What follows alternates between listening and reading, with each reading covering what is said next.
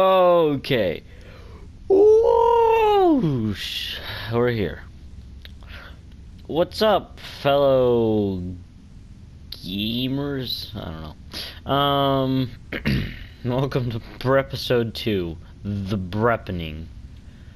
There's nothing larger than you nearby. Alright, then I'll head to the sun. Bite me. Christ. The moon, that's a very annoying thing that's going on right now. That moon, I don't know how I feel about it. It's a little too close. I don't like it. Shoot. Oh, well, now I'm the sun. Everything rotates around me. Can I get closer? Can I destroy? Let me destroy. Oh my, that would no longer be a green planet. I mean, at the distance of that, now it want to be a green planet. You are a sun. Lets you release from your flock. I can't do that right now. Then why did you tell me to? I can ascend to the plane. Am I a galaxy? Okay. Wait. Ah, lenticular. Or lenticular.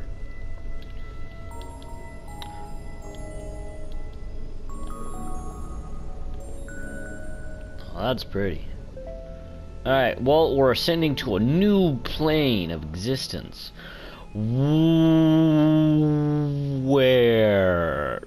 are we in the Matrix? Or is this what am I? Where am I? I'm like, it looks like I have 3 dimensions, but at the same time it looks like I have 1. Am I supposed to? I'm a plaque length. The 1 dimension. Let's look this up. Plaque length. Plaque length. In physics, the Planck length is denoted as p. The unit of length as the distance light in a perfect vacuum travels in 1 unit. Oh!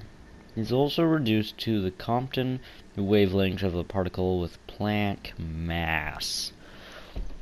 That's interesting. Oh, we got another reedy boy. Let's get over here. Whoa, okay, we're traveling at quantum speeds, baby. Why did everything just... Alright, let's listen. A world that peoples. Excuse me?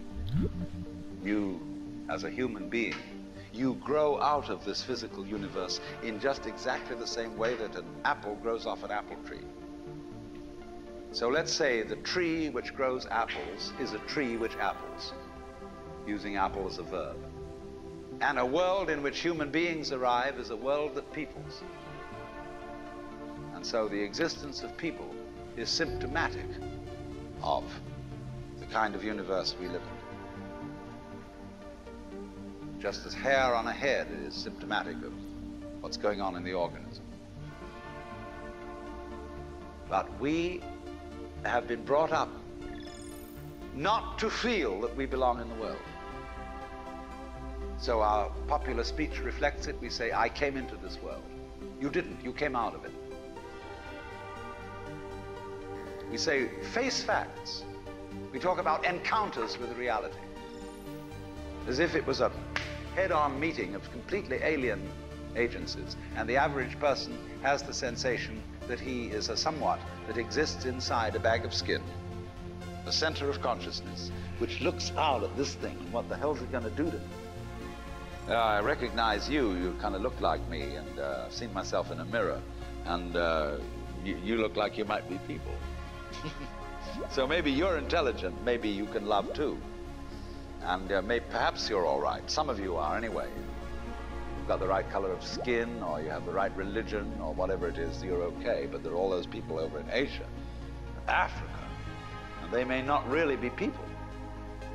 When you want to destroy someone, you always define them as unpeople.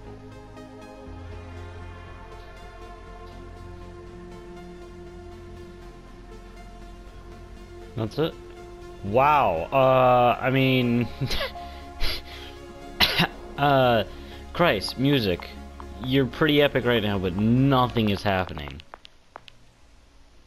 Alright. I mean, he's got a point. I really don't know. It doesn't seem like it's supposed to be racist. It just seems like something that he was saying to prove a point. It really sounds like it's from an old time, though. That is true. Like, that's a lot of reason wars started, is because someone was like, you're not the correct person. We don't like you. You're different than us. I mean, think about why Americans killed the natives. We did it because we were like, we don't like you, and we're gonna take this land. Because we think we can. Because we believe we're the right people to do this. No, oh God. Oh God, help me. Oh, I do not like that noise. Oh, that is one of the most unpleasant things. Alright, there we go, I bonded.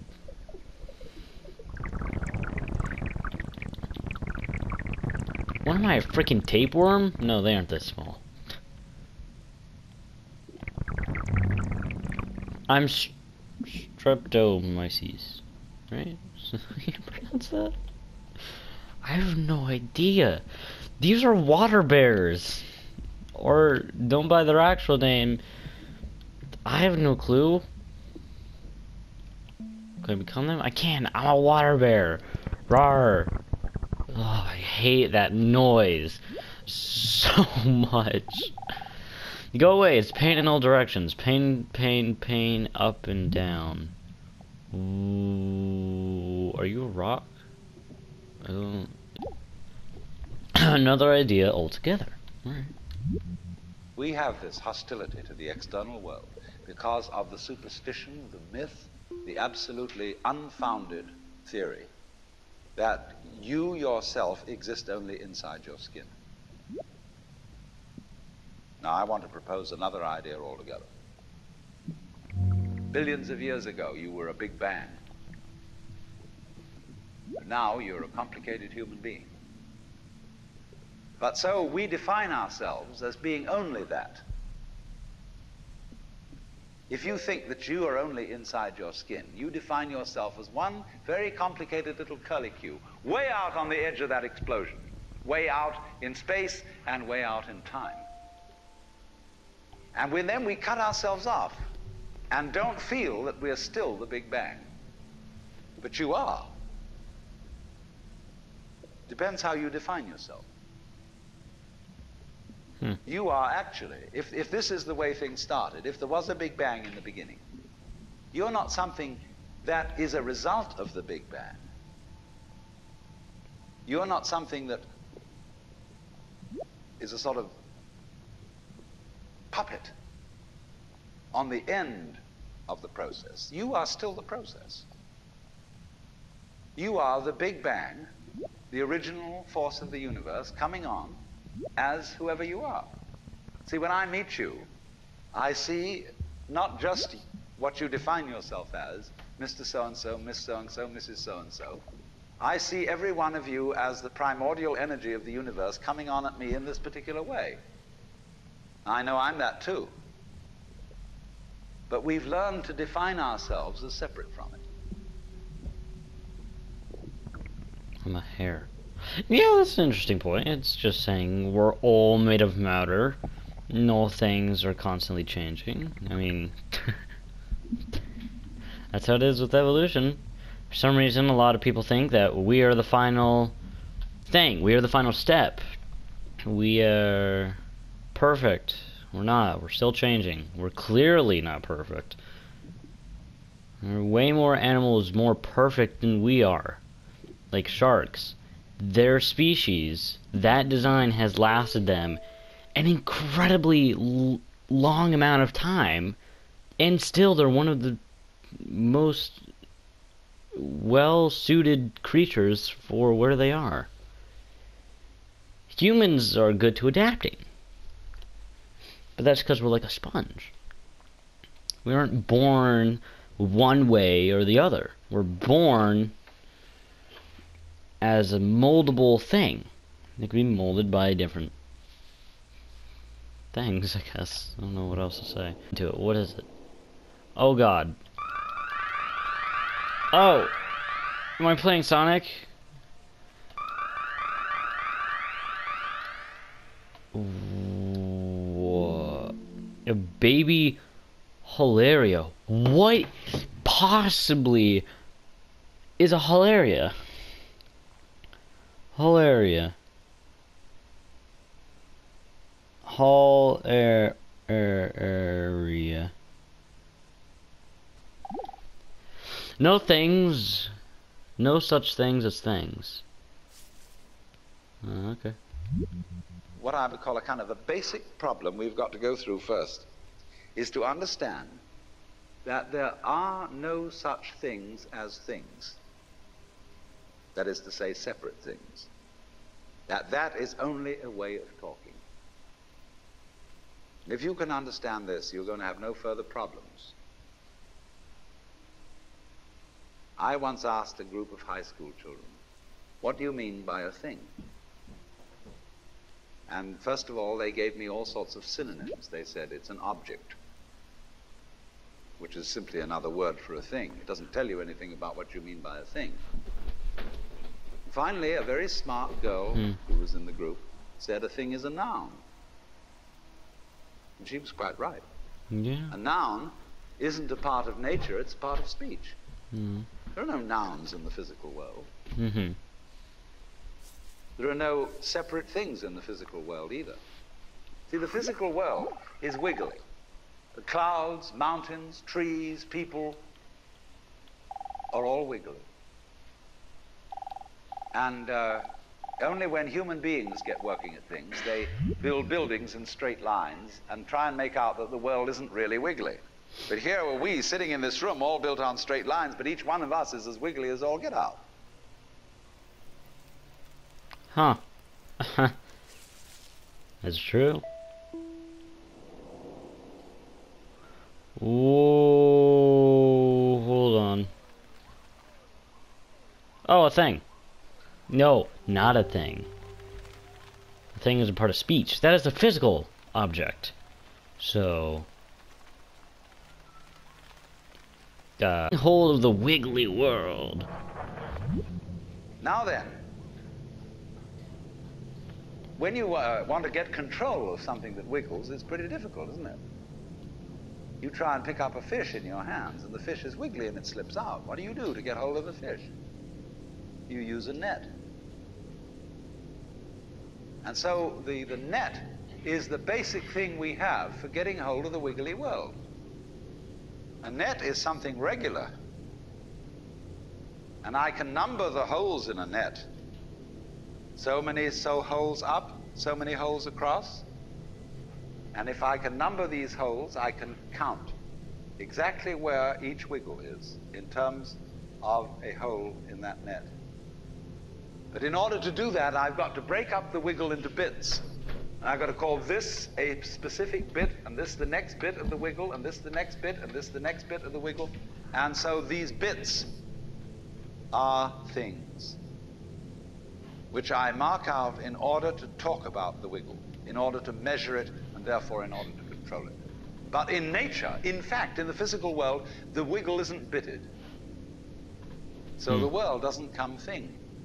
You and I are all as much continuous with the physical universe as a wave is continuous with the ocean. The ocean waves, and the universe peoples. And as the wave, I wave at you and say, you! The world is waving at me with you, and saying, hi, I'm here. But the way we feel and sense our existence, being based on a myth that we are made, that we are parts, that we are things, our consciousness has been influenced so that each one of us does not feel that. We feel we have been hypnotized, literally hypnotized, by social convention into feeling and sensing that we exist only inside our skins. That we are not the original bang, but just something out on the end of it. And therefore we are scared stiff. Because my wave is going to disappear.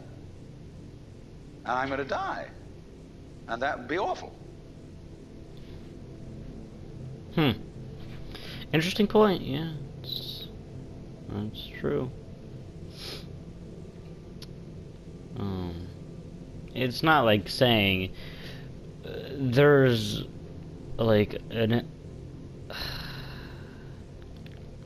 it's not saying there's a non-physical world where like energy or that crap exists. It's just saying that anything man-made isn't really the world's doing. Everything that exists now is part of everything. It's all connected. I don't got much. I'm tired and I'm kinda slipping in and out. But anyways, that's it. We're done for today. So yeah, bye. See you in the next breppisode.